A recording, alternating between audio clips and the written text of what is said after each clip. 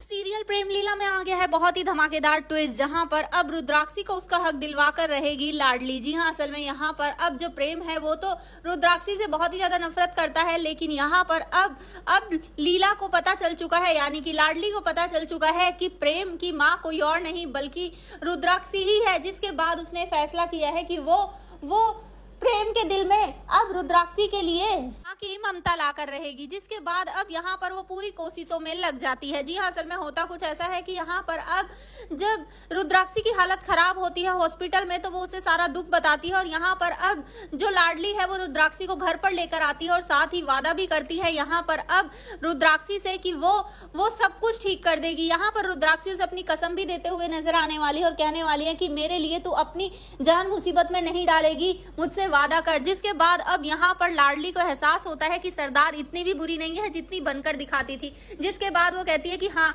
मैं बिल्कुल भी अपनी जान खतरे में नहीं डालूंगी। जी हाँ, सीरियल बहुत ही इंटरेस्टिंग हो चुका है क्योंकि एक तरफ है लाडली तो वहीं दूसरी तरफ है नकली लीला जो रुद्राक्षी तक को मार सकती है अपने फायदे के लिए, और उसने बिल्कुल ऐसा ही किया था। लेकिन इस बार सीरियल बहुत ही इंटरेस्टिंग होने वाला है क्योंकि रुद्राक्षी उसे छोड़ेगी नहीं बल्कि अच्छी तरह से सबक सिखाते हुए नजर आएगी, और साथ ही जब वो लाडली के साथ कुछ बुरा करने की कोशिश करेगी अपने सामने रुद्राक्षी को खड़ा पाएगी। और साथ ही यहाँ पर रुद्राक्षी के इस बदले हुए रूप को देखकर प्रेम भी अपनी माँ को एक्सेप्ट कर लेगा धीरे धीरे। लेकिन अब देखना इंटरेस्टिंग होगा इस सब के बाद अब इस नकली लीला का क्या होता है।